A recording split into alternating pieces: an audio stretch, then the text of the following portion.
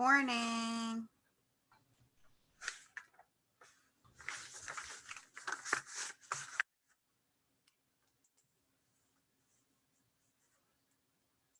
Good morning. Amy, can you see the attachment when on the email? Because for some reason Crystal's not seeing it, but I have a little paper clip. The picture I sent you? Yeah, the one that you sent me. Okay, I will attach it. I'll reply to her and attach it again. Okay, but I see it attached. That's what I was saying. I just wrote back to her and I said, you don't see the little paper clip with the number 1 because I still see it attached.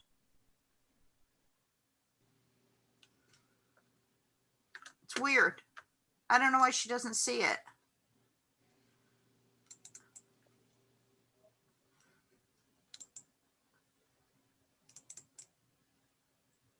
Yeah, I see it. It's still there. Yeah, that's what I thought. That's what I wrote. Weird.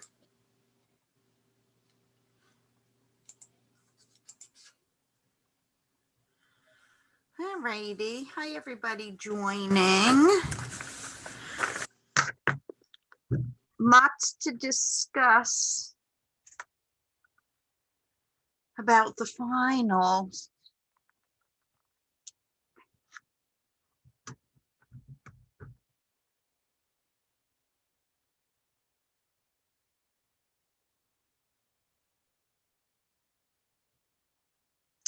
Wait a couple seconds, see if a few more join us. Taylor, did you have a good trip? Where'd you go? Colorado. You were packing during the last class, so. Yes, I went to Colorado. It was amazing. 10 out of 10 would recommend. Everybody should go. Were you a little freaked out about COVID and flying? No, actually, honestly, the airport is probably the one place that I've been that I felt the safest. It was so clean and they did such a good job. And I was on 4 airplanes. So wow, it's pretty good. Yeah. Is Colorado on our list? Yeah. So you have to quarantine for 2 weeks now? Well, I got tested while I was in Colorado, waited 4 days and got tested again. Oh, so. Okay, good. Yeah. But it was good. And it's very and I didn't really go anywhere. I sat in Airbnb with my friends. I went out there because my friend, we actually all met on a cruise last year and we all live in different parts. And the one girl, when we met, she was pregnant with twins. So in December of last year, we went to her baby shower and then she had the babies in February, but we couldn't go see them because of COVID. And then her husband's in the military. So he got stationed in Colorado.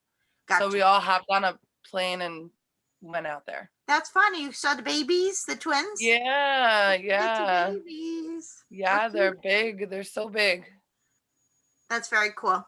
I love friendships like that just happen. You know? Yeah, it was just like none of us knew each other and now we all go. We were thinking about doing Jamaica for May. I mean, given that life is good, but right. Yeah. Very cool. I miss But thank cruising. You for asking. Sure. I miss cruising, definitely. Oh my God, me too. Me too. I could cry about it. Start. I got 9:36. There's 20 of us, a few of us. I usually get a few more, but that's okay. So final important stuff. So I went to a meeting last week on the final and I found out a few things that I need to update you on. So first of all, the final must be done by December 16th. I had originally done your syllabus and wrote the 19th, but they told me during the meeting that everything shuts down on the 16th. So theoretically, it is opening up on, let me look at calendar. In other words, you have 4 days to take it. So it's going to open on the 13th and it closes on the 16th. And I guess final grades need to be in by the 19th. So when I was told the 19th, I assumed that you guys had till the 19th to take the final, but it turns out you only have the 16th. So you have to take the final the 13th, the 14th, the 15th, or the 16th. So you have 4 days. It's 1 hour long. You only have 1 hour to take it. It's 50 questions long for 100 points. It's only worth 10% of your grade. So it's not a huge percentage of your grade. But you cannot start and stop. You cannot take it and then run to the bathroom for a half an hour and come back. There's none of that. Remember, I said to you, you're on camera the whole time. Everybody needs a webcam. I've said it since day one. So if you don't have a webcam, go out and buy one today. Somebody was saying they're even at Five Below.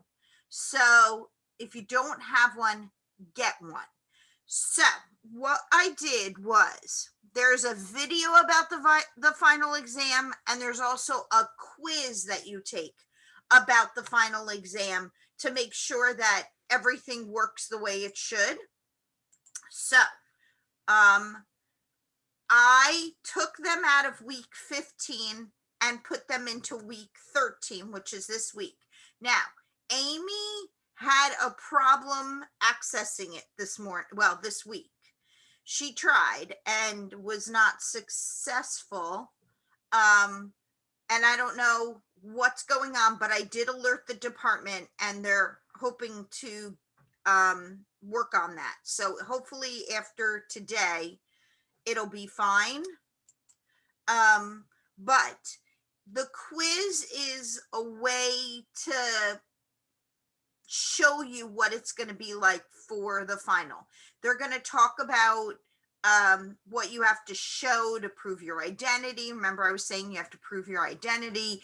Your camera has to be on the whole time. Your camera has to be on you taking the test the whole time. They will be able to red flag if you try to cheat. That's what this whole software is about. It locks your computer so you cannot cheat, and it puts you on camera so that some software is watching all your moves to make sure that you're not cheating on it. But again, it's 10% of your grade. Now, and it's 1 hour. So if you kick it on Sunday, you're done. But that is also the same week that your PowerPoint presentation is due. So I suggest that you work on your PowerPoint presentation and get it done with. Get it done within the next 2 weeks. In other words, this week and next week, and do it and be done with it. So all you have to think about is your final, which is cumulative. There is not a review in the week. There's no class on that Tuesday, because I will be doing that week. I will be doing your slide presentations. I'll be reviewing all your slide presentations. So there really is no class week 15. So we theoretically have one more class. If I have a class on that Tuesday, which I don't mind having the class, I'll get on and you can ask me questions about your PowerPoint presentation and stuff, but that's what the class will be for, because some of you might have already taken your final. So we're done on the 16th. Is the final multiple choice? I have a question. Somebody asking a question? Geraldine. Yeah, can you hear me? Now I can. Okay. Is the final multiple choice? It's multiple choice, I believe. Okay. I mean, I haven't seen it. Everybody's getting a different one, but she said that it was made up by the test bank that does all of your quizzes, and all of your quizzes have been multiple choice. So I'm going on a limb to say, since it's out of the test bank, it is a multiple choice. It's all multiple choice. It's 50 questions worth 100 points, only 10% of your grade.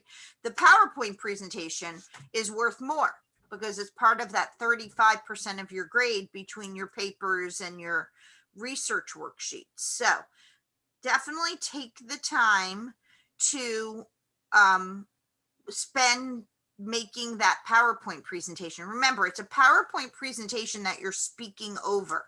So you can go, I unlocked week 15 for you guys. So you can be 100% working on your PowerPoint. I recommended in week 10 to start working on your PowerPoint. Since you were in that mojo with writing the paper, it was a good time to jump into the PowerPoint. So you can go to week 15. It's unlocked. You can read about the exam. You can read about the PowerPoint. You can watch the videos. There's videos on the exam. There's videos on the PowerPoint. And hopefully those will work in this week's module, which I did put in there. So let's just go to the module.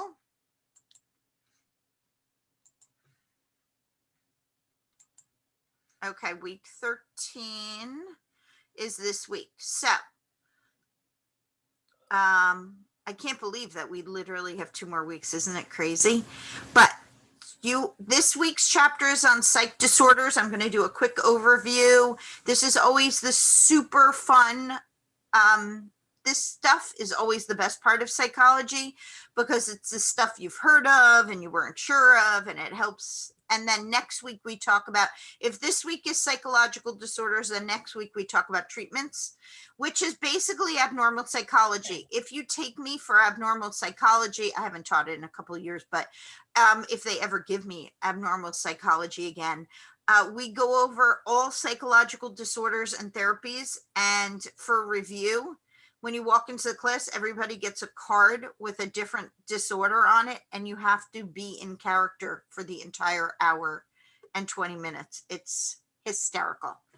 So you have your psych disorders chapter, you have your quiz on psych disorders, then your discussion, we can look at it. I'm doing it at the beginning since we missed it after last week. So you're going to pick one of the mental disorders you learned about in the module and think about a fictional character who you think might fit, at least to some extent, that type of disorder. You can pick a cartoon character. You can pick a Disney princess. You can pick a sitcom character. There's quite a few to choose from. And then do a little bit of research on the disorder and write up their diagnosis. Explain which disorder the character may have, describe the disorder, then provide at least 3 examples or evidence of how or why that character meets the description of the mental illness. Okay, that's what you're writing for your discussion post. Then you need to comment on 2 other people's discussion posts and then return to your post. Isaiah, please say you're hearing me. Return, you write on 2 people and then you return to your post. You've got to do all 4 parts to get all the credit. Isaiah, do you hear me? I hear you, Professor. Okay. Let's do this in entirety, Isaiah.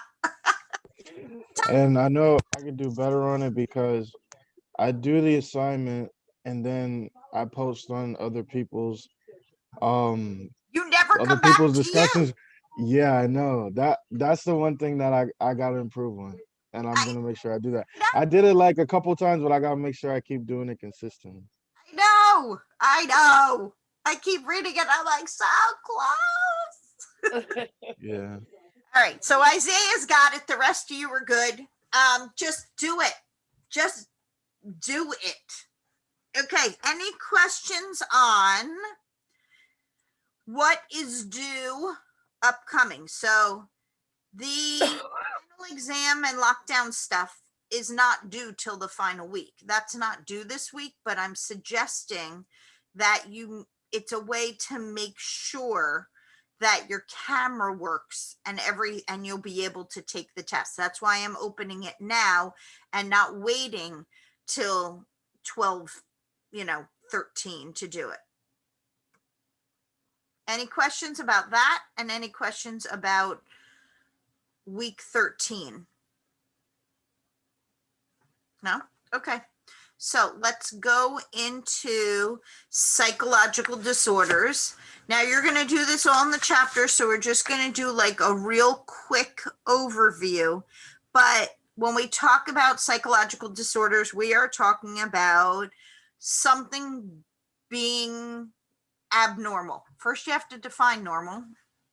So something is a little abnormal. So when we talk about psychological disorders, we're talking about either a mental process or a disease that causes emotional distress or some sort of substantial impairment of functioning.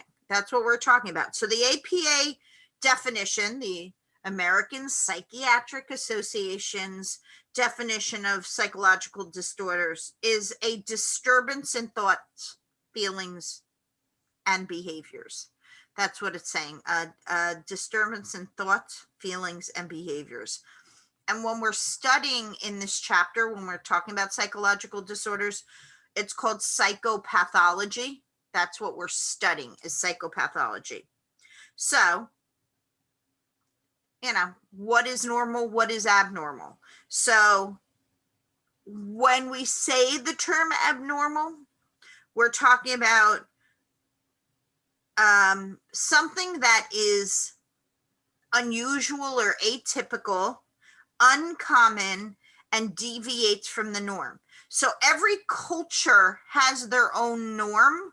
So going to school naked in some culture might be fine, but in our culture, if somebody transfers from another country and walks into our classroom completely naked, that's abnormal behavior to us. Some of you might enjoy that abnormal behavior, but it is different from our culture. So when you're talking about abnormal versus normal behavior, you've got to consider it strange within your own culture.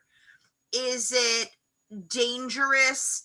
Is it being able to be responsible for yourself? A lot of times that answer is no. To diagnose something as a psychological disorder, we go to what's known as the DSM-5. And the DSM stands for Diagnostic and Statistical Manual. It's a big book, and it's in its 5th edition, which is why it's called the DSM-5. And in it is 200 psychological disorders. And so that's the book that a doctor will go to diagnose. We're looking at diagnosing. What is a diagnosis? Tell me what a diagnosis is.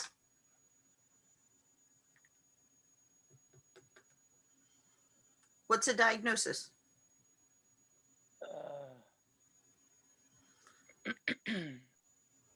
Whether it's medical or mental, what's a diagnosis?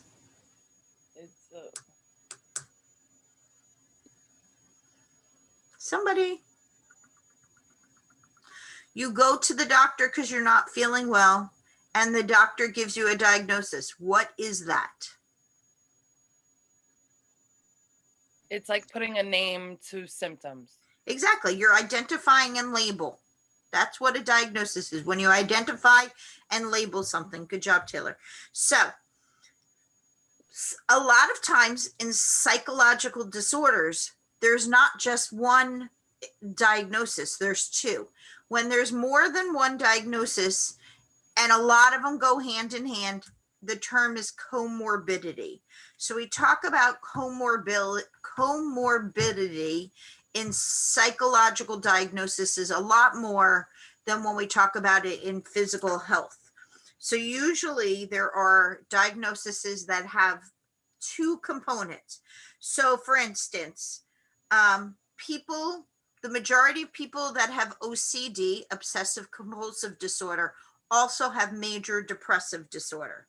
People that have the diagnosis of substance abuse often have a mental illness diagnosis as well. Two very separate things, but it's a comorbidity. So the DSM, being that it's in its fifth, has changed quite a bit. In the first DSM, homosexuality was a diagnosis of mental illness, just to give you an idea. That's how outdated other ones were. You guys know the terminology Asperger's syndrome. It's a socially deficit that often goes hand in hand with now autism. So now there is no such thing as Asperger's. It doesn't exist. It's taken out of the DSM-5. So whether you have high functioning autism, you have Asperger's, you might have social ineptness, it's considered autism spectrum disorder. It's a spectrum because it's a wide range of disability. It can go from super high functioning people to people that are not able to care for themselves, nonverbal, stuff like that. So the DSM changes all the time. There's another book. We don't use it in the United States as much. It's called the ICD. It's an international classification of disease, and it was developed by the World Health Organization, but in the United States, it's used as a DSM and the DSM-5. So let's go back to when people were first diagnosed. There were people with mental disorders. They were thought to be witches and possessed and black magic because they were acting strange and really had no control over their behavior, which is true of mental health, right? So going back years ago, there was no such thing as mental health. It was just that people were possessed and had black magic. So then they started looking into what is causing this behavior. Remember, we're in psychology, observable behavior. And the psychologists at the time that weren't called psychologists decided to look at genetic components, and genetic components definitely play a role. There is a biological component. Remember, we're always going to talk about nature versus nurture. This is the nature. There is a genetic inheritance component, a biochemical balance and abnormalities between the brain. And that is the biological causes of mental illness. But then they also did talk about, a biopsychosocial approach, which has to do with not only biology, but psychological and social causes. There's your nurture coming into play, right? So a guy named Zuckerman has this thing called the diathesis stress model. It's all in your book. You'll see it in your book. And that means that sometimes there are social aspects that change your psychological makeup, which we all know, nature versus nurture, right? So let's talk about each of the diagnoses or the psychological diseases that we're going to cover in this chapter. So the first and the most common psychological disorder is, anxiety. And in your lifespan, there's a really good chance that you're going to experience anxiety, and it can be normal or it can be abnormal. So normal anxiety is not a terrible thing. Anxiety motivates us. Okay. So if you have anxiety about a test, let's say you have anxiety about this PowerPoint presentation that's coming up in this class, that's going to motivate you, hopefully, the anxiety is going to motivate you, and you're going to prepare. You're going to watch the videos and you're going to take the time to do it correctly. You're going to avoid something that's going to, hopefully that anxiety is not going to allow you to procrastinate on that PowerPoint presentation. In your daily life, you have anxiety all day long, little anxieties all day long. You, your jeans didn't fit because you got the COVID-19, pounds, COVID-19 pounds you gained. And so when you go out to eat, you're at a restaurant and you have a little bit of anxiety about what to order because you're trying to lose the weight that you gained during the pandemic. That's a motivation. That's a good anxiety. You're trying to do really well in your classes, so you spend a little bit more time doing the work. That's a motivation. That's a good anxiety. You're getting a brand new job, so you have anxiety about that job. What's that job going to be? So that's a good anxiety. So you do have generalized anxiety that motivates you. When your anxiety changes your behavior big time, then you are in what's known as anxiety disorder. 20 to 30% of the US population have this disorder, and mostly women over men for this disorder. And that's when you have excessive, persistent, and distressing fear and anxiety that interferes with normal functioning. So the key word to an anxiety disorder is that it's disruptive. It disrupts your normal functioning. That's when it becomes an anxiety disorder. Now, there are all different anxiety disorders. You guys, the most common one you've probably heard of is phobias. Who knows what a phobia is? It's a fear of something. It's a specific fear, exactly, but it's unrealistic. The fear is unrealistic, and it is life altering. That's what makes it a phobia over a fear. It puts it here. It's to that level. So if you are somebody who has a fear of, I don't know, dogs, let's just say, if you see a dog, what makes it a phobia over a fear? How would you act for a fear, and how would you act for a phobia?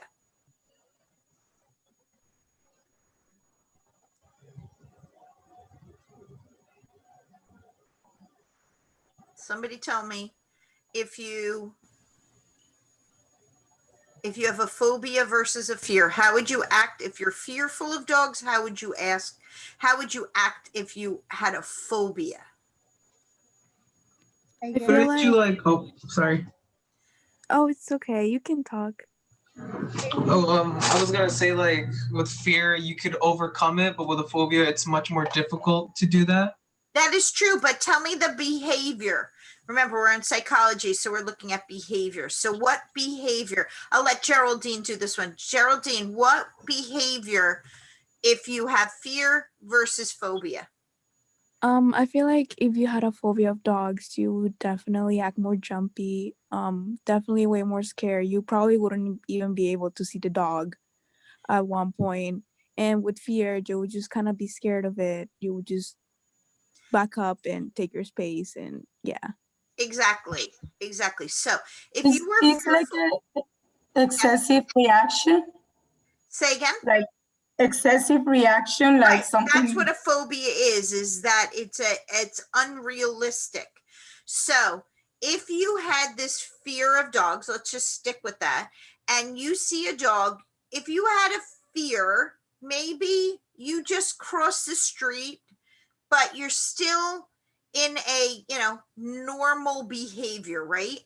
But if you have a phobia, you might go running, screaming, crying if you see a dog, because you're just in this unrealistic, inappropriate behavior. Now, having that phobia, we can talk about that going back to classical conditioning and modeling. If you had a parent who had this fear of dogs and they modeled that behavior, by the time, because you've never had contact with dogs, you actually might become heightened to the fear of dogs, and it might go lapse into a phobia where you have no idea what a dog is like, but your behavior is unrealistic because your parents did that. Or classical condition says you might have gotten bit when you were a baby, and because of that bite, you have this extra fear.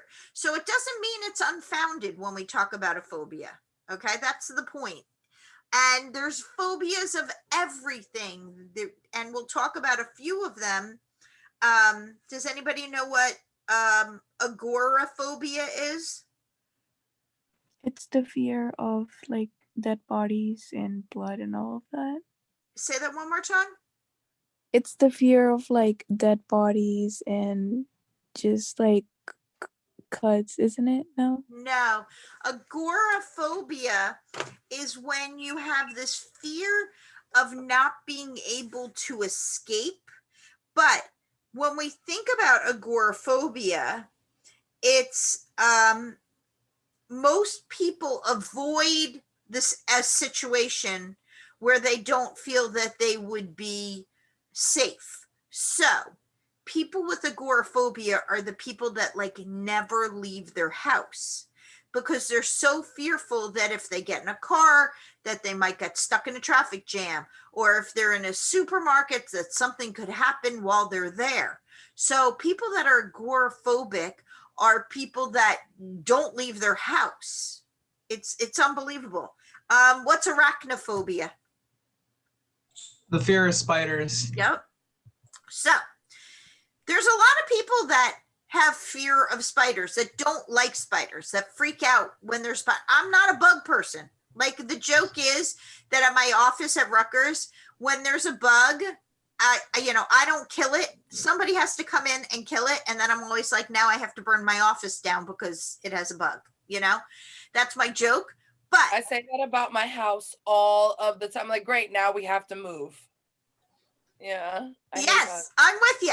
I am not a bug person, but we do not, Taylor, you and I do not have arachnophobia, because if we did, we would be screaming and crying and running around, and we'd run out of the house naked, and we would refuse to ever go back in. And it would be an unrealistic and inappropriate behavior. So we don't like bugs, but we don't have arachnophobia. Like it's just to the extreme. There's even a phobia that's fear of large words. It's kind of funny. I'll have to see if I can find that one for you. I had a book of phobias. There's a fear of peanut butter. There's all kinds of fears. All right, moving on from our phobias, we move on to our next. It's kind of a social phobia, but it's called social anxiety disorder. But it's very similar to a phobia.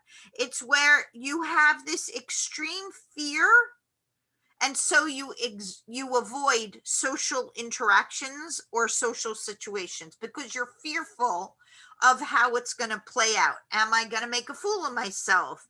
Are people going to laugh at me? Are they going to bully? 12% of Americans have social anxiety disorder, also known as social phobia, and they're worried about it leading to rejection, so they'd rather pull themselves out of that situation than put themselves in this situation and fear that they'll be rejected.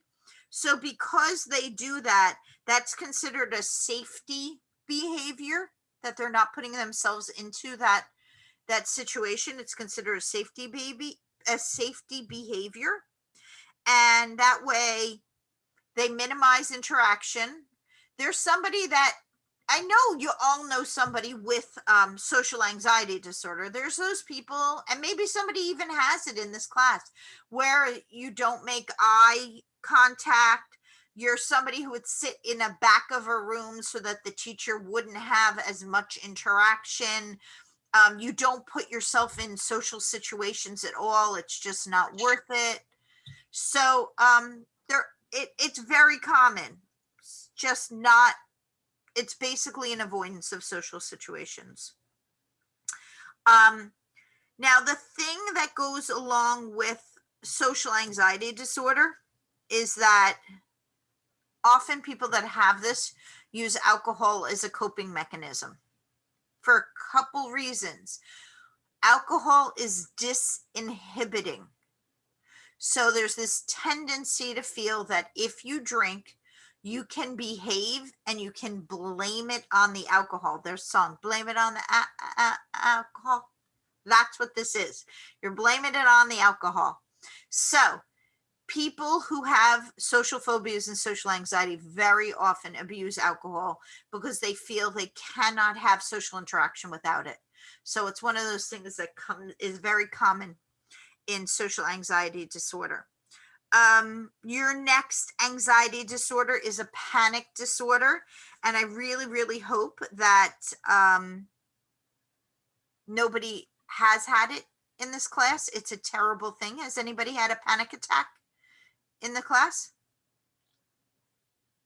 Yes. Yeah, I have to. Well, I know a friend of mine who had a panic attack once. Yeah. Isn't it a Yeah. horrible thing? Especially God, for those say who that. have had it. Isn't it Yeah. terrible? Yes. It's terrible. Yes. It's a terrible thing. It's when you get this sudden, overwhelming feeling of panic, and sometimes it mirrors when you think that you're having a heart attack and you're not able to function, and there's no reason for it. That's the thing about panic attacks. There's no real reason for why you have it at that point, that panic. And it lasts for a short time, thank goodness. It's only about like a 10 to 15 minute spurt, but it is a terrible feeling to go through.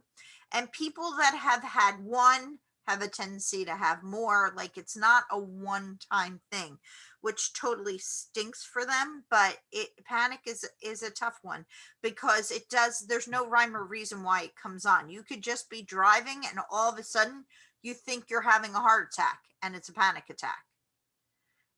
It's really a tough one. People that have continuous state of tension and anxiety and dread have a disorder called generalized anxiety disorder. That's about 6% of the population. And that is when you're just in a constant anxiety mode. So that is, the true definition of a anxiety disorder, when it's like a constant state for you.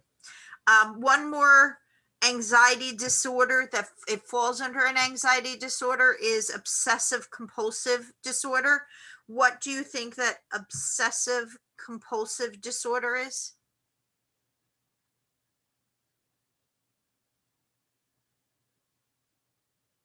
What's obsessive compulsive disorder? You can't control yourself when you're doing something. So let's take it apart. And the answer from Geraldine is that you can't control it. So that is correct. But it's two parts. It's obsessions and compulsions. So when we talk about obsessive compulsive disorder, we're talking about some sort of thought that affects a certain behavior. And it's a repetitive behavior. And that behavior is a coping mechanism. So only about 3% of the population have OCD, obsessive compulsive disorder, but it's when you have these persistent, unwanted, distressing thoughts that you need to do a ritualistic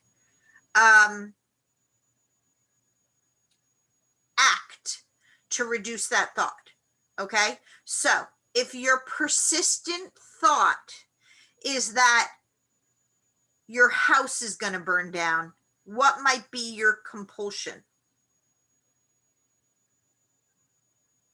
To Your check every now obsessive and then that thought. the house is not on fire. Say that again. To check on the house every now and then to see if it's not on fire. Yep. You might just keep going home. You might have a job where you're like every once an hour you run home to check on your house, or you have to turn the knobs on your gas 4, 5, 6 times before you leave the house. And then you walk outside and you're like, wait, I don't know if I did it enough. Let me just go back in and check. And then you're driving to work and you're like, wait, I don't know if I did it enough. I better go home and check the handles on my stove. So those are coping mechanisms. Sometimes it's a behavior that has nothing to do with the obsession. So let's say that your obsession is that your parents are going to die. You might, that old saying, step on the crack, break your father's back, or whatever. You might have this compulsion that you walk on cement blocks and don't go near a crack in the cement. It doesn't mean that it's logically the same thing. Some people can only do things in even numbers or odd numbers. Does anybody have like kind of a compulsion that they do, like you have to do things in even, because that's norm. Doesn't mean that you have a psychological disorder. But does anybody do anything that's kind of a little crazy, for lack of a better word, that you have to do? I do. Tell us. Like, for example, I'm doing the computation accounting. When I do billing, I got to do it like 3-4 times, making sure I add it correctly or subtract it. So those are the things. Or when folding clothes. So yeah, it's repetitive. That's not crazy, because that's the, anxiety of doing it right. That's not, a crazy thing. But, as I said, people have to do things in certain numbers. Like they have to do things in even numbers very often, that if they do it once, they have to do it twice. So that's even. So when we talk about OCD, we're talking about life changing. We're talking about that it will affect life. And then the last anxiety disorder I just want to mention is PTSD. What does PTSD stand for? Post-traumatic stress disorder. Yep, post-traumatic stress disorder. So PTSD now has been renamed, but we still use PTSD. But PTSD has been changed to trauma and stress or related disorders. So it's really TSRD, but most of us know it as PTSD, so we'll run with that. And believe it or not, who do you think, women or men, have more PTSD? How many people say me if you think it's men? Me? Anybody Me. else? Me. Okay. How many people think women have PTSD more than men? Say me. Me. All the men said. That's very funny. This is very funny. So the men think that they have PTSD more, and the women think it's actually women. Now, I know why people think that men have it more, because we think of more males in the military and facing combat and things that might scar them. But in actuality, women have more PTSD because they experience more abuse. Women experience abuse more than men. And so that abuse triggers PTSD for them. So more women, and it's not a huge amount. We're talking about 7% of women, but that's higher than men, have PTSD. And PTSD is when you've had a traumatic or profoundly stressful event, and it produces symptoms that last for over a month. If you have symptoms that are under a month, like let's say you have that stressful event and it abates in about 2 weeks, then it's not called PTSD. The quantitative number is that it's over a month when you experience these symptoms. So it's over a month. And when we talk about these symptoms, the symptoms we're talking about are flashbacks or being in an ongoing negative emotional state, or having like angry outbursts for no reason, or actually detaching emotionally from people. So those are pretty common for PTSD. But they have proven that people that have a good support system, people who get help, people who have families that are there for them, will actually not get PTSD. So actually support systems, there's our nature versus nurture. Something happens to you that's going to happen, but if you have a good support system, nurture, then you won't have the same result, which is good. So that was anxiety. Let's move on to mood disorders. A mood disorder is similar to anxiety, but it is defined as extreme unwarranted disturbances in emotion and mood. So it's totally normal to have ups and downs, but mood disorders are an extreme. And the mood disorders that we're going to talk about are things like major depression and bipolar, and the type of mood disorders that can eventually lead to suicide. So we're talking about some pretty big stuff when we talk about mood disorders, which is different than anxiety. Okay. And then we're going to talk about personality disorders, which is different than the both of them. So when we talk about depression, what is depression? Somebody tell me what depression is. When you're like, oh, I'm sorry. Go ahead, Isaiah. I would describe it as being in a state of showing, like having no feeling and always being down. Yep. So depression is an intense and persistent sadness. That's what depression is, an intense and persistent sadness.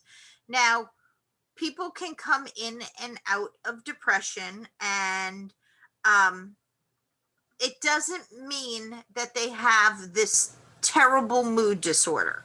When we talk about mood disorders, we are talking about people that have symptoms that are so severe that they interfere with normal behavior.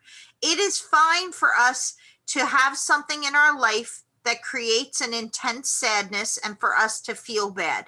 But the point is that we get over it and we still function. When we're talking about these mood disorders that we're going to talk about, we're talking about not being able to function in normal society.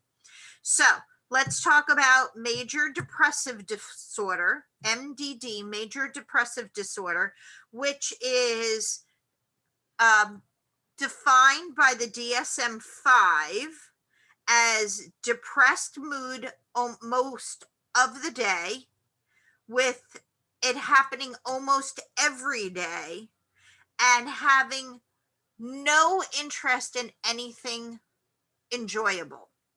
So we're talking about it being almost every day, almost all day, with not being able to find joy in anything.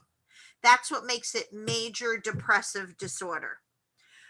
It's of course we think of it as the overwhelming sadness, but this overwhelming sadness overtakes the ability to be happy.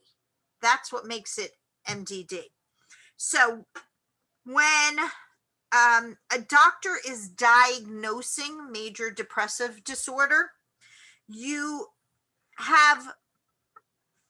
they look at a 2-week span when they're trying to diagnose you. So they look at a 2-week span, and you have to have 5 of 7 symptoms. They have a list of 7 symptoms. And in order to be diagnosed with major depressive disorder, you have to have 5 of the 7 symptoms. So the symptoms are, the first one is, and it has to be for at least 2 weeks. So you have to have 5 of 7 for at least 2 weeks. Change in appetite, which goes with weight loss or gain. Sleep. Now, either too much or too little. If you have major depressive disorder, you may stay in bed all the time, or you may never go to bed because you don't like your dreams and stuff. So you stay up all the time because sleeping is sad for you. The third one is called psychomotor digitation. So that means to fidget all the time. So somebody who has MDD might be fidgeting all the time. Or the opposite is psychomotor retardation, which means you're way too slow. You can't get out of bed. You don't move. So they're looking at a psychomotor component, loss, which kind of goes with loss of energy, feeling worthless, difficulty in concentration, and suicidal ideation, which means you idealize suicide. You think about suicide. So there are people that have depression that come and go, and that's episodic, which is different than major depressive disorder. You need to have 5 of these 7 characteristics that last for at least 2 weeks at a time. So if you are somebody who has this episodic depression, if you have it the first time, there's a 50% chance you're going to have another episode.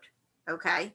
If you have a second episode, it's a 70% chance that you're going to have a third episode. And if you have a third episode, you most likely are going to have some sort of diagnosis of depression, because it's 90 percentile that you're going to have these depression episodes. So 6% of the American population is diagnosed with major depressive disorder yearly.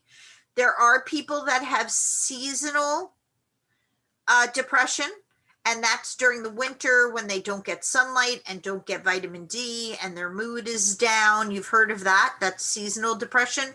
There's also situational depression, postpartum depression.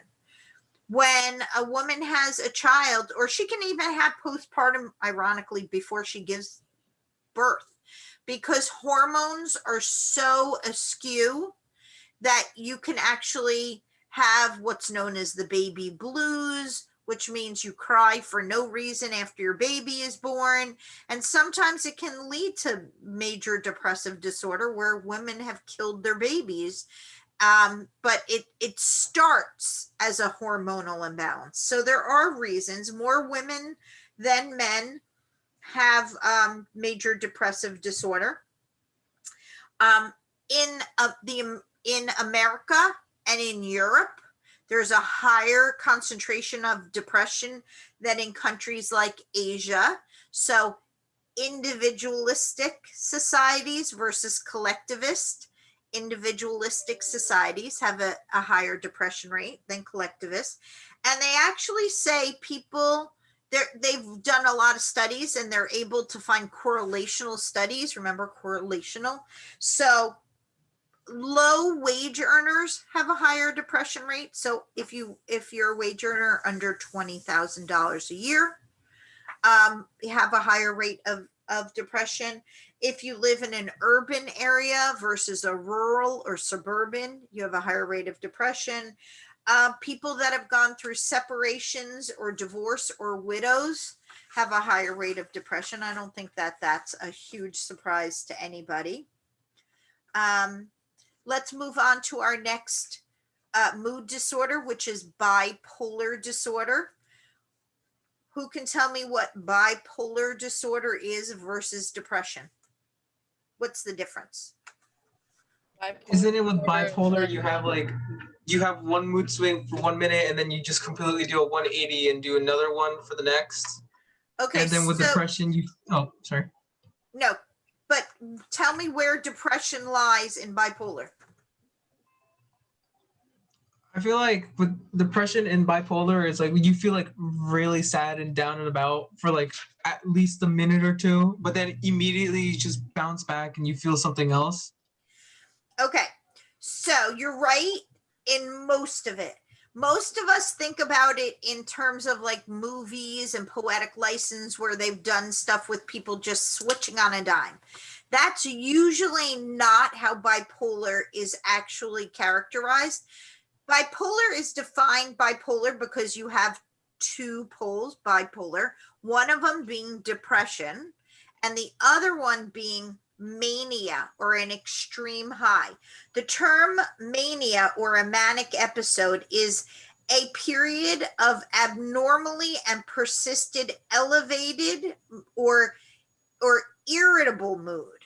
Okay, so when we talk about that period of mania, we are talking about people that could be like on level 10 but not always elevated. We have this tendency to think about people in the like a happy place, but it's not always. They can be super irritable on that pole too. But when you're depressed, even though you might not be happy, you're not in this agitated state. So that other pole is that agitation or elevated mood. So people that are in this mania have energy that lasts at least a week at a time. So it's not the switch. It's not the high, low, high, low. When we talk about a manic episode, we're talking about that sustained for a week at a time. They are people that don't sleep. They have these ideas running through their head all the time. They often do inappropriate behavior during those fits of mania. So they might go down to Atlantic City and not sleep for a week and gamble and have sex with strangers and spend money, go out and buy 3 cars, with their gambling winnings. So that's a mania versus a depressive state. So it's extreme highs and lows. They actually say that Vincent van Gogh suffered from bipolar disorder and that he cut off his ear in an argument with another artist during a fit of bipolar disorder. Like it was an inappropriate behavior and he cut off his ear. So it's more common in men. Bipolar is more common in men. It usually surfaces before the age of 25. So most people who are diagnosed bipolar before the age of 25. And there's comorbidity with bipolar. So that means other things come into play, more than one diagnosis. And sadly, there is a high suicidology rate with bipolar disorder because people who are bipolar don't feel like they can ever get it under control. But the good news is that there are some amazing drugs out now that can really help with it. So they start by bringing the poles in. So your depression isn't as bad and your mania isn't as bad. And then your depression is even better and your mania is even lessened until you meet like a middle ground. So the drugs really do work. We're going to talk about nature versus nurture yet again in mood disorders. Genetics do play a role in mood disorders. So if you have a family member that has one of these mood disorders, then genetically you are predisposed to having it. But you might not be genetically predisposed. And if you have a really tough upbringing, then there's your nature versus nurture. You might not be genetically predisposed to major depressive disorder, and you may get it. It's always nature versus nurture. So since we talked about suicidology a little bit, let's keep with that. 90% of people who commit suicide have some sort of diagnosis of mental disorder. So you're talking about a really high percentage of people that are diagnosed that commit suicide. Males committing suicide are 4 times higher than females. About 79% of people, of males that attempt suicide, actually complete it. And the reason that men are more successful, if you want to use that word, though I don't like that word, but men complete it more because of their means of trying to commit suicide. What do you think the number one mean or way of a man committing suicide is? How? What do you think is a male's most common way of trying to commit suicide? By hanging? Not by hanging. Is it Overdose? What'd you pills? say? Pills? Pills or overdose? Not pills or overdose. Guns? Ooh, Guns. Is it Right. like- I was just about to Like say guns. what can't be turned around. I mean, not that hanging can either, but pills can be turned. You know, there's some really, you know, good strategies for cleaning out stomachs and stuff. So men use firearms most of the time, and that's why they're so, again, that horrible word, successful for completing. So that's why it's 4 times higher for guys than girls. What do you think girls' most common methodology for suicide is?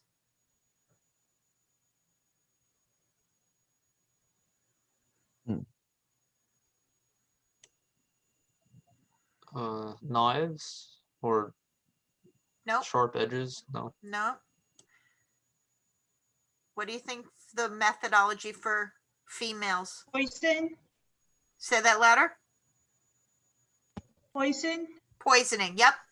Poisoning or ingesting drugs are the methodology that girls use more than guys. And as we know, it can be somewhat reversible, which is why females have a lower, again, horrible word, success rate. It's funny, there are certain populations that have a higher suicidology rate. American Indians and Alaskan Natives have a higher suicidology rate. And most of us would think that that suicide would be high during the winter for many reasons. The holidays might be stressful. Because it gets dark earlier, there's not as much nice weather. Valentine's Day, being depressed about that. You would think that in the winter months would be the highest rate for depression, but actually suicide peaks during the spring, which kind of goes against the context that we would think would happen. But that is when suicide peaks. It peaks during the spring. And suicide, they say, this is a proven fact, that suicide is contagious, because when somebody completes suicide, there very often sets off a little pattern of copycat suicide, which is why news programs very rarely report on suicidology. They keep it under their hat. They won't disclose how it happened a lot, because it's a proven fact that when especially a celebrity takes their own life, there is this domino effect of copycat suicidology. So they use the term suicide is contagious, which is sad on every level, right? Terrible. Most people are, let me change how I was going to say that. When somebody commits suicide, very often it is not a huge surprise because there has been a clue in some way, shape, or form. Whether we chose to acknowledge it as a clue for suicidology is, a different ball of wax, but they've probably told somebody or indicated that they're not happy with their life. So they have dropped a clue before they've committed suicide. So most of the time when people look back after suicide has happened, they think of something that somebody has done or said or indicated that they probably should have acted on. So if you walk away from anything from today's discussion, it's that you should always take this seriously. If you ever hear about anybody who is unhappy to the point where they don't want to live anymore or have indicated, you have to do something about it. You have to. New Jersey has a hope line. I actually work with it at Rutgers. It's called the New Jersey Hope Line. And it is a suicide helpline, but the concept is it's called a hope line because you shouldn't call when you're suicidal. You should call when you're stressed out so you never get to being suicidal. So if you know of anybody who's just in that down state and you're worried about them, give them the phone number for the hope line and have them call because you could be saving their life. I mean, that's the moral of the story. All right, I'll get off my soapbox and we'll get back to our last type of disturbance. No, we actually have 4. So we're going to talk about schizophrenia before we talk about personality disorder. So let's talk about schizophrenia. Does anybody know anything about schizophrenia? When I say that word, what does it come to mind? Isn't schizophrenia when you're like very fidgety? You can't stop moving. So I think that's something else. That's what comes to mind for you. Does anybody else, when I say schizophrenia? It's like, isn't it like when you hear different voices in your head? So that's what you think. Does anybody else have any other definition of schizophrenia? No? Okay. So all of those things that you're saying fall into all different types of schizophrenia. Schizophrenia is a major disturbance in thought, perception, emotion, and behavior. So when you have this major disturbance, whether it's in your thoughts, whether it's in how you perceive things, whether it's in your emotions, that you're off the chart emotionally, or that you do something behaviorally that's really, off the cuff, then that's what we're talking about. Only about 1% of the population have schizophrenia, and it surfaces in early adulthood, and almost all schizophrenia involves some form of hospitalization. Like you're not walking around with a light schizophrenia. If you have schizophrenia, you have schizophrenia. It's, as I said, it's a severe psychological disorder. Sometimes it has to do with loss of contact with reality. It could have to do with hallucinations, delusions, inappropriate or flat affect. It's a change in thinking. It could be a change in your socialization, and it could be bizarre behavior. And another word that we use when we talk about schizophrenia, it's psychosis. So what's a hallucination?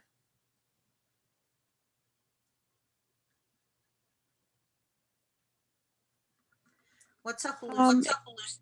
It's when you see or hear things that are not there. Correct. So it's an imaginary sensation. So you might hear things, you might see things, you might smell things, you might taste things. It's an imaginary sensation. So a lot of times when we heard, like Taylor, you said hearing voices, that is an auditory hallucination. Seeing things, a visual hallucination. What makes a hallucination different than a delusion? What's a delusion?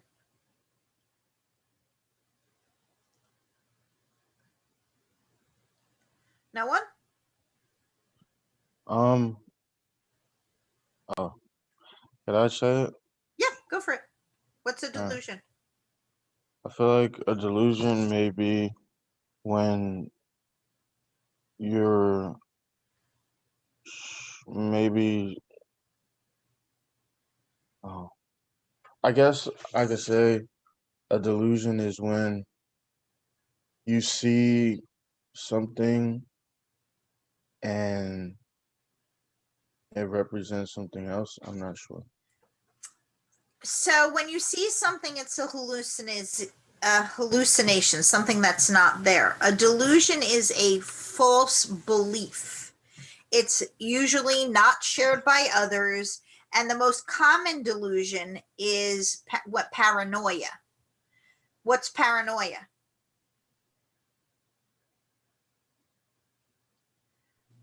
The constant fear of something. Well, it's paranoia is when you feel somebody's fearful to hurt yourself, that you feel that people are out to get you. So when something is categorized in a delusion, it's an absurd amount. So somebody's life is really affected by something like paranoia. Or there's the delusion of grandeur. What's somebody who has what is a delusion of grandeur?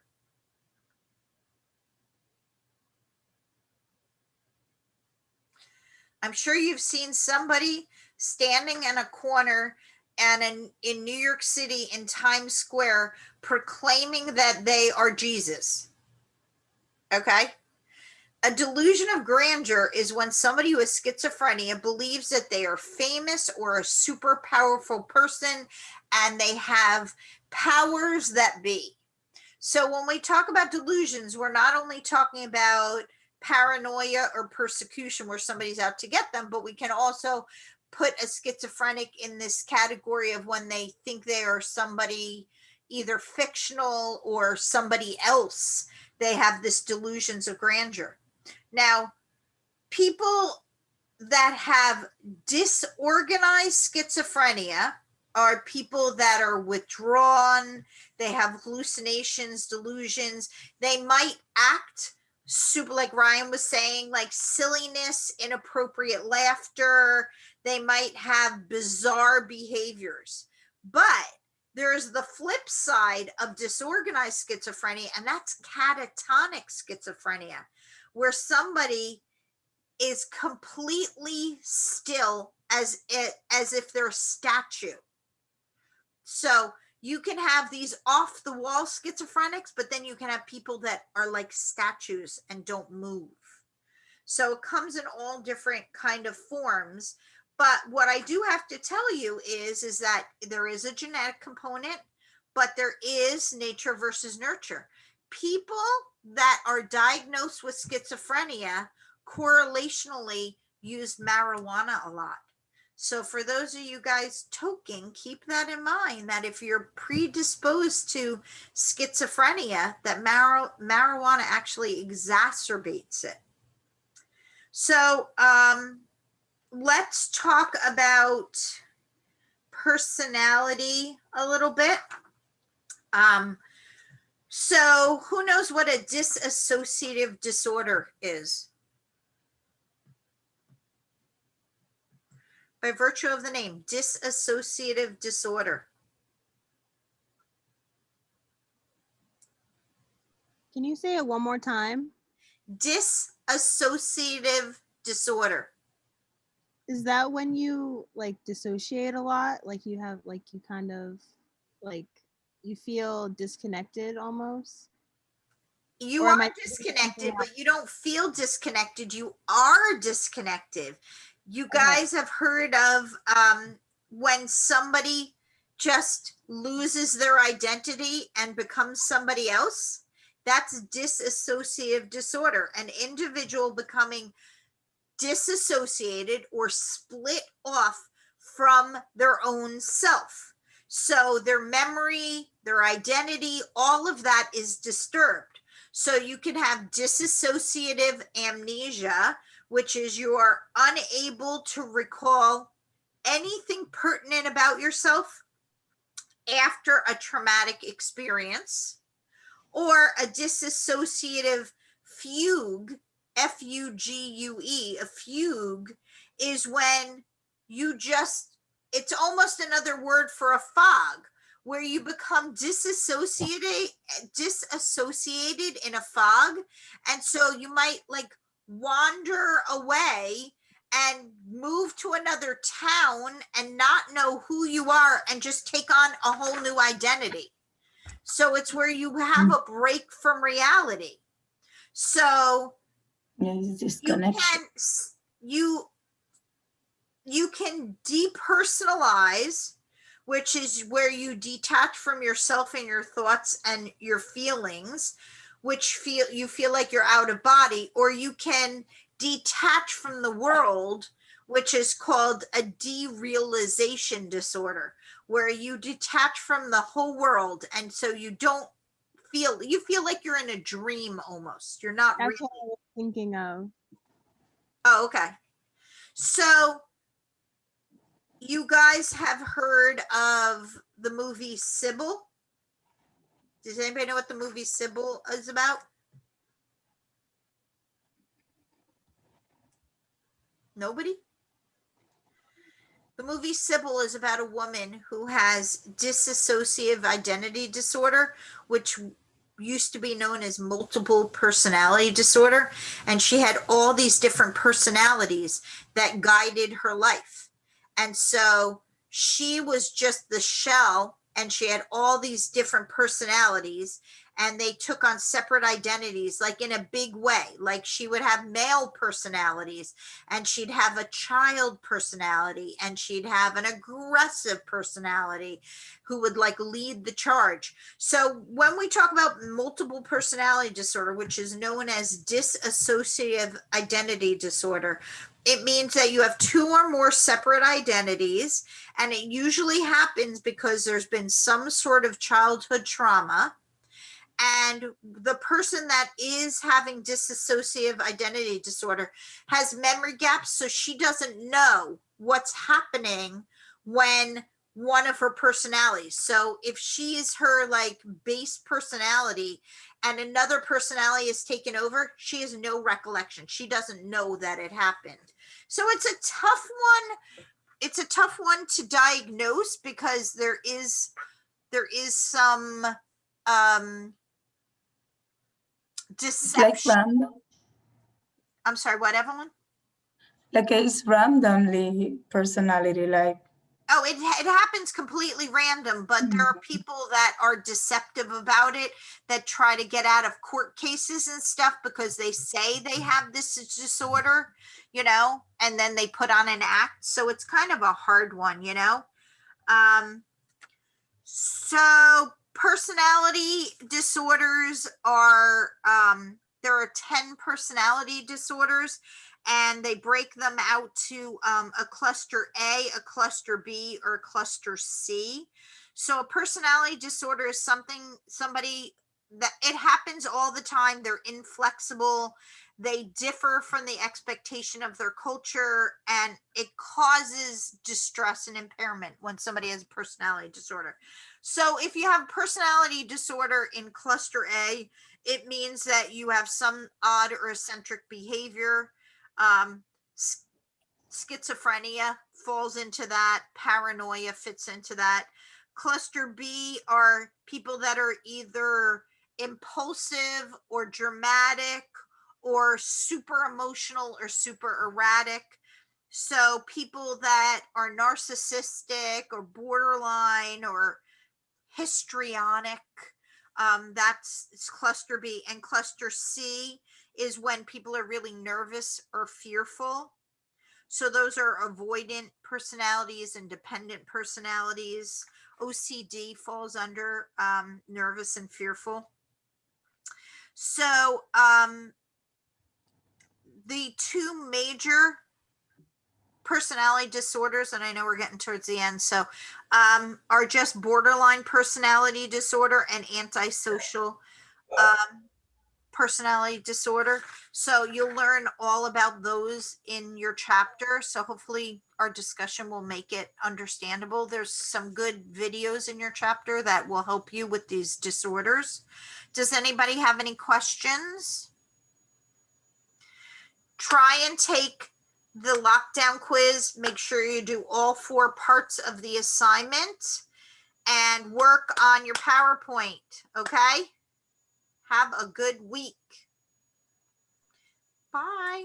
Have a good one, Professor. Have a good one, You Professor. too. Take care and stay safe. Bye.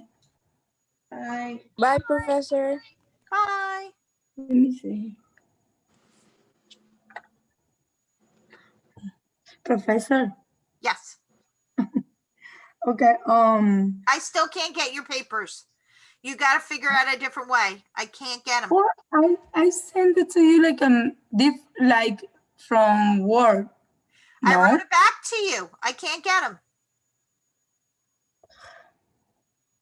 If I take pictures and then send a picture, no? Like I don't know what is like how. Huh? I have to be able to read it. You're sending it I in a know. Google Doc, and it's not giving me permission to open. And then I did in Word too. No, This I is the didn't last get them thing in that I Word. did. I got them again in Google Docs that said I didn't have permission. And I wrote you back a second time Oh, yeah. saying I still can't open them. And if I take picture like in the computer, it's gonna be big, and then send it. No? I don't know. I mean, you can try. I have to be able to read it. Oh, yeah. I don't know how that works. Like I didn't know that this is private because this is my review. I can't tell you. It won't let me open it. I asked for permission both times. No, and I did. I remember the rewrote. Like, let me see. When you told me, I wrote that.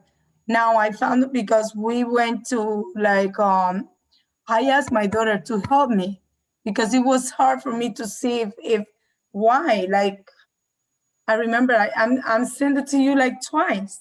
Yeah, I don't know. In different ways. I still haven't been able to open it. Okay, I want to ask you because yesterday I saw the PowerPoint and I saw the step. It was like 13 steps, like 1 and 2. I put like titles, like the bullets. And now I can't find it. I don't know what week, where is that? I don't know where you did it. Just I don't know go what you back did and- it in. I'm not sure. What did you do it in? I wouldn't have access to that. Oh my God, because it says like a slideshow and it says slide 1, slide 2, slide 3. I mean, slide 1 is title. I remember title and my name, whatever. You mean you're talking about how to do it? That's in chapter Yeah. 15. Like in each slide, what I gonna. Yeah, chapter for 15. Emily, is that what your question is about too? About the PowerPoint? Mhm. No, I just don't know like what the Okay. PowerPoint is on. I purposely went to chapter 15 and I watched the videos about how to do it. And so the videos talk about the 2 different programs that you need to download. There's 2 different programs that you can download to create that PowerPoint. So you're recording it. You're not doing it for me. You're recording it. And if you don't like it the first 12 times, you do it a 13th time.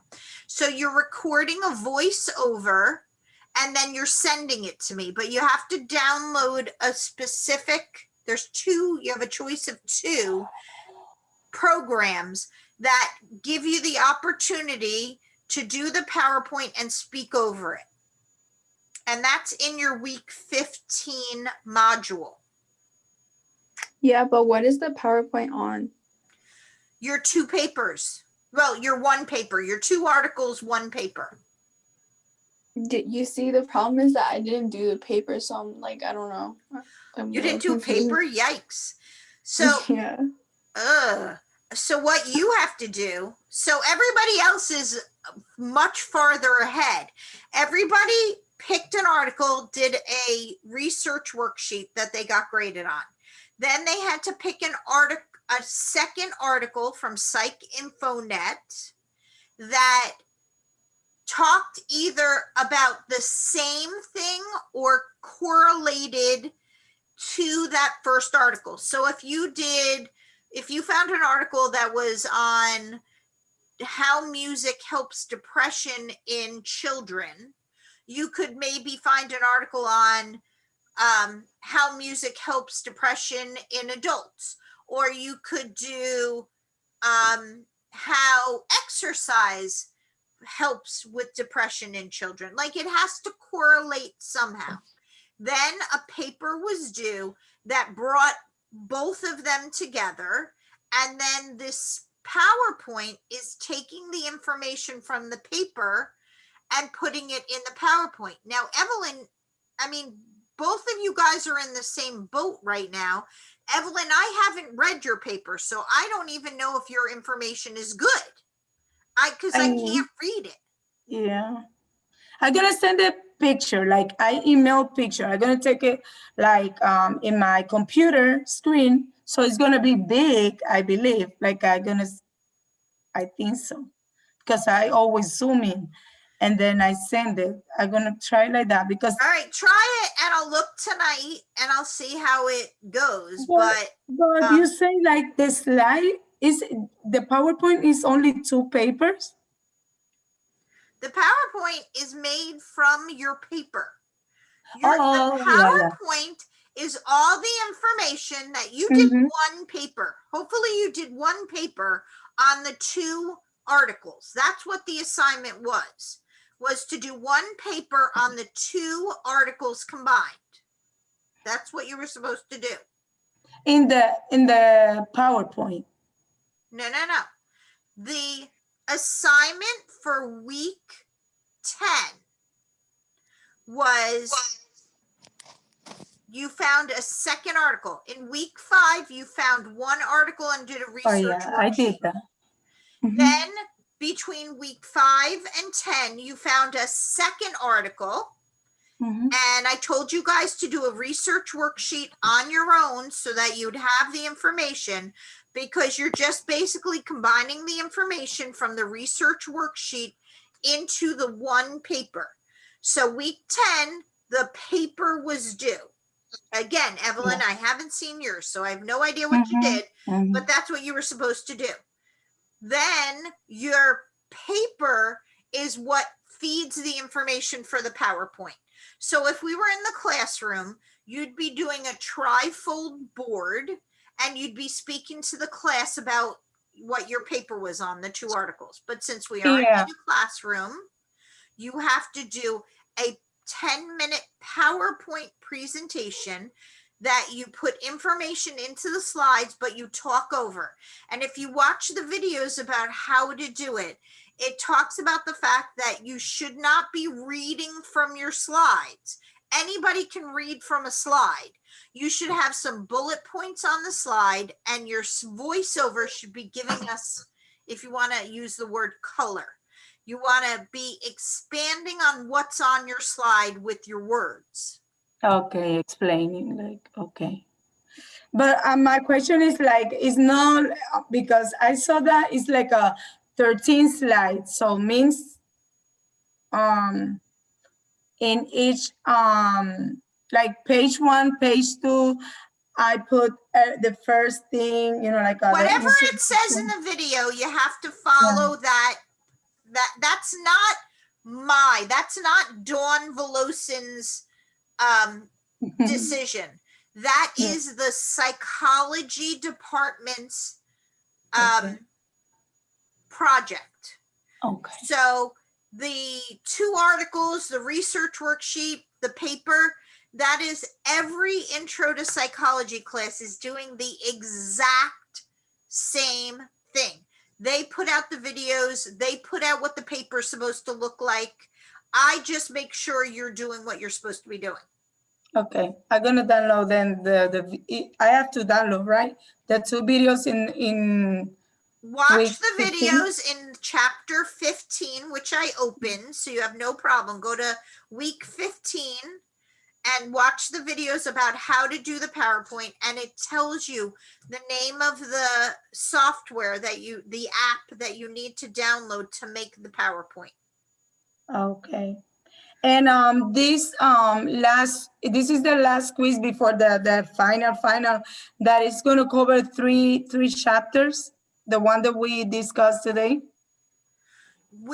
This week covers psychological disorders. Next week we cover therapies. That's our last class to meet, unless I'll get on the final week, the week of finals, if people have questions about the PowerPoint. But they are everything's due by the 16th, which is one day past our class. And you have the cumulative, Evelyn, you have to get on time. We spent the first 10 minutes talking about the final. Okay. So I will download tonight. I'll download this video, and you have to watch the first 10 minutes that talks about the final, because there's a lot of information. And it's open, right? It is open. Okay. Not They're the talking final. about Not the final, the quiz and the video about the final. But I will post this class later today, and then you have to watch the first 10 minutes, because I talked a lot about the final, and I can't reiterate it all now. No, it's okay. I'm sorry that, like, I wasn't able to log in the beginning of the class. I was desperate here. That's fine. Just watch it. Once I download tonight, I'll download the YouTube video of the class and watch the first 10 minutes so that you can learn that stuff. Emily, what can I do for you? Okay, thank you. God bless. Okay, bye, Evelyn. What can I do for you, Em? So what should I do about my presentation? So what I would do at this point, if I were you, is I would find the second. Did you do the first article? When I remember looking at an article like at the very beginning of class, it was a very long time ago, but that's So the you only didn't- article. So you did not hand in a research worksheet? No. So When was that research worksheet due? week 5. Oh yeah, I did that one. Okay. So you did the first part of the assignment, which was find one article and do a research worksheet. Now you have to go to Psych InfoNet by logging into the library and finding a second article that has some correlation to your first article. Okay. At this point, I would do a second research worksheet. Okay. Okay. On article number 2. You don't have to do the paper now because there's no point. It can't accept it at this point. So instead of writing the paper, just use the 2 worksheets together to make the PowerPoint. Okay? Mm-hmm. So the first article has to relate to the second one and then do a paper? Don't worry about the paper.